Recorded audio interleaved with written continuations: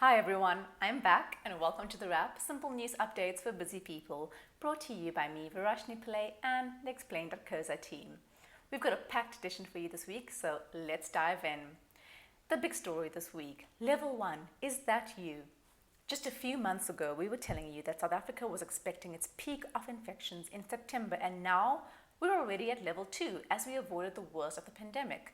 Plus, it seems we may have dodged that second wave experts were worrying about. Fingers crossed. Now, the current talk of the town is that President Cyril Ramaphosa might announce a move to Level 1 this week. This follows telling comments that he and Health Minister Zweli Mkhize made separately to journalists. City Press is reporting that the de-escalation to Level 1 could take effect in a week or two. Can you feel that feeling of getting on an international flight again? But before we get too excited, nothing is confirmed yet, and we don't really know what Level 1 would really look like. A lot of the restrictions we expected to remain were lifted already during Level 2. The big rumor is that our borders will open again, and goodness knows that our tourism sector really needs it. But a lot of this depends on other countries' travel policies too. Will they actually allow people to travel to a country like ours, or any other country for that matter? But whatever happens, don't pack away those masks just yet. Social distancing and all that it entails will be around for some time yet, and some restrictions on gatherings are still likely. Still, we can be proud. We pulled together as a country and have largely gotten through it all. Now to rebuild the economy. Moving on to our big take for this week, as one legend passes on, South Africa remembers another. We told you earlier this year about the deaths of the last remaining Rivonia trialists as they passed away. First it was Andrew Mlangeni and then Dennis Goldberg. This week, one of the last living members of the famous defense team that was part of that trial also passed on, George Bizos. Now, a quick explainer. The Rivonia trial was the seminal case in the 60s that brought global attention to the anti-apartheid struggle, while also driving the movement underground thanks to the lifelong imprisonment of its key leaders, Nelson Mandela, Walter Sisulu, Govan Mbeki, Ahmed Kathrada, and more. Now, Bizos, like so many of the people connected to that famous struggle, was a giant of a man, selfless and tireless in his fight against injustice. He was 92 when he passed away on Wednesday from natural causes. Now, Bizos, to go back into his history, escaped the Nazi occupation of Greece in a small boat with his father as a 13-year-old and settled in South Africa after a long journey. He went on to become close friends with Mandela and other struggle leaders while studying law at Wits University, a period that saw him becoming politically aware. Now, the remarkable thing about Bizos is how he put his formidable legal skills to use again and again to help the downtrodden and seemingly hopeless till his dying day. His work at the height of the struggle against apartheid would have been enough to cement his legacy. But even when many would have rested, he kept going well into his old age. During the 2017 inquest into Ahmed Timol's torture and death in police detention, Bizos attended court every day for 6 weeks, offering advice to the legal team. He was 89 at the time. Now, Bizos died just a few days before another important day, the 43rd anniversary of Steve Biko's death. This was, of course, the leader of the Black Consciousness movement, who was arrested and beaten to death by apartheid state security officers back in the 70s. Bizos subsequently led the inquest into his death and many others. As the New Frame publication puts it, it was Bizos' humanity that drove him to pursue the truth in seemingly futile inquest after inquest into the suspicious deaths in police detention of activists such as Steve Biko, Neil Agate, Ahmed Timol, and others, despite the crushing inevitability of apartheid's magistrates finding no one to blame. Now, it would be easy to feel at a loss as one by one we lose these giants of our past. But if anything, their struggle should remind us to celebrate the freedoms they helped achieve for us and to keep fighting for a more just world.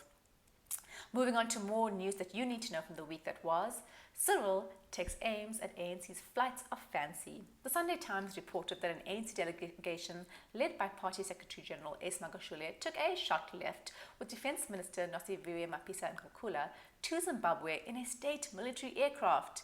What all this means is that basically the ANC used state funds to help out their needs as a political party. This is strictly verboten. Now, the SANDF has said that the minister was just giving the ANC delegation a lift, lol, She happened to have a meeting at the same time in the country, and the delegation was on a political mission to meet with Zimbabwe's ZANU-PF over the socio-political and economic turmoil that country is facing. Now, we still kind of think that the ANC could have done that meeting over Zoom, like the rest of us have to do.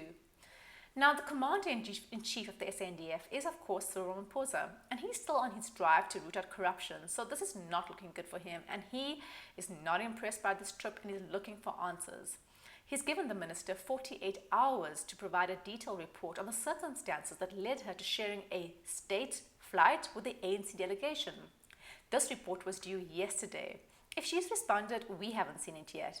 But as Times Live points out, Ramaphosa isn't entirely without blame here. He was at the post-NEC briefing where the trip was first made public. Did he ask the right questions then? Because details around the ANC delegation suddenly boarding the state aircraft is sketchy. We just want the plain truth. Get it? But wait, there's more. The trip also broke lockdown regulations. Ugh. Now, moving on to our fave, Caster Semenya.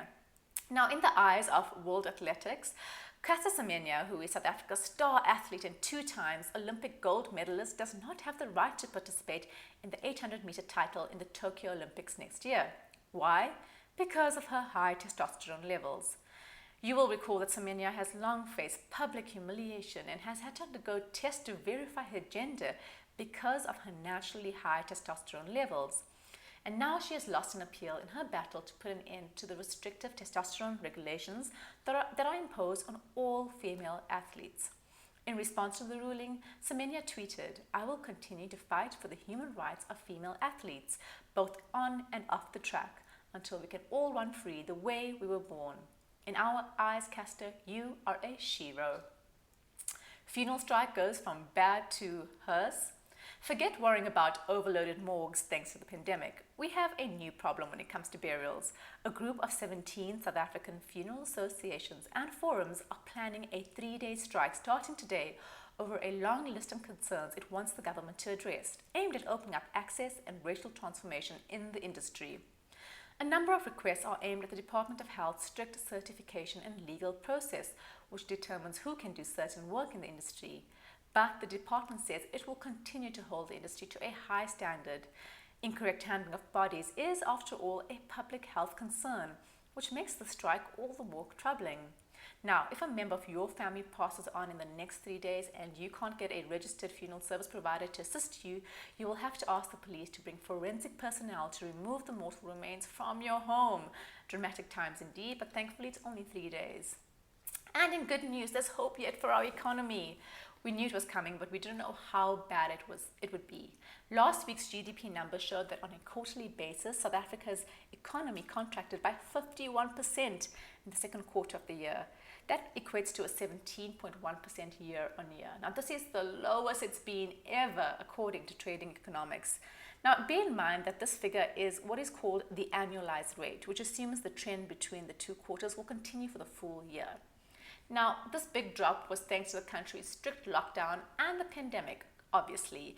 And equally obviously, other countries were similarly affected.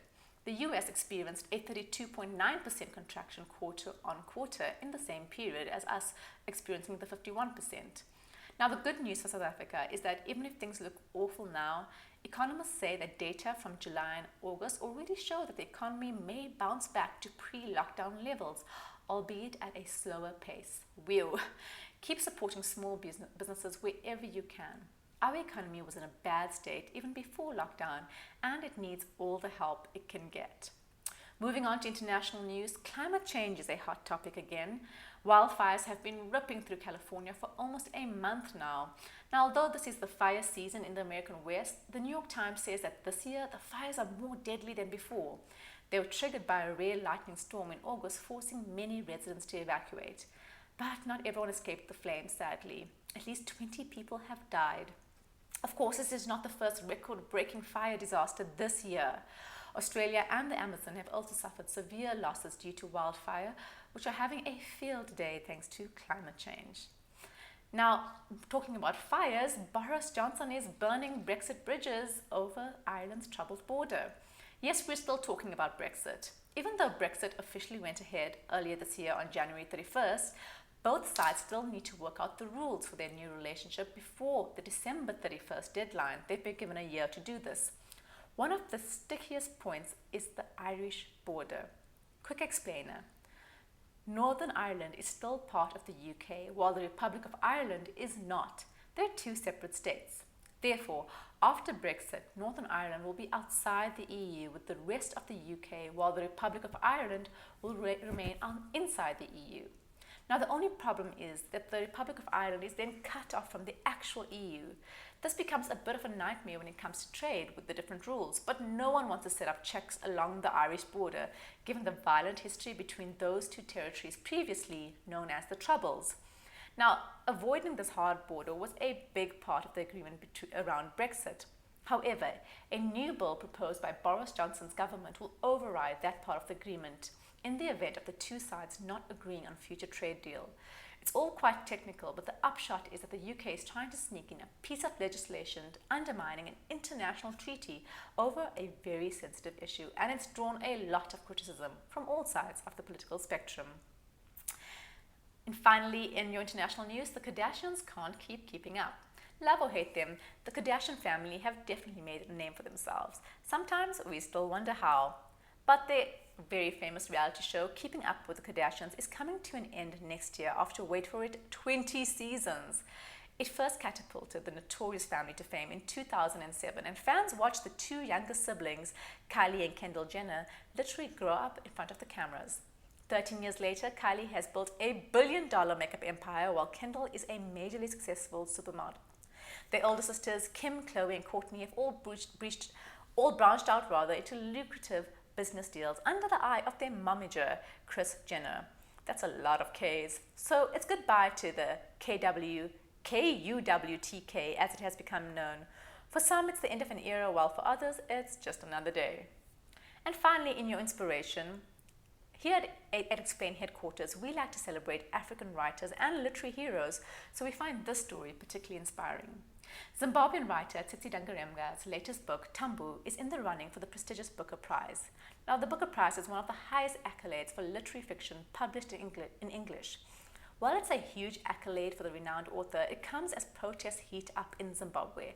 The 61-year-old author has been active in the protests and has even been arrested. She's being charged for inciting violence and contravening lockdown regulations. Dangarembga's novels include the classic Nervous Conditions, plus This Mournable Body, and several others, and they collectively look at the theme of colonialism, inequality, and the search for freedom. After her arrest, she tweeted, "Friends, here is a principle. If you want your suffering to end, you have to act. Action comes from hope. This is the principle of faith and action." Moving on to your week ahead, we can expect the president to make an announcement on the move to level 1 of the lockdown, while two financially troubled state-owned enterprises, SAA and the SABC, come under scrutiny.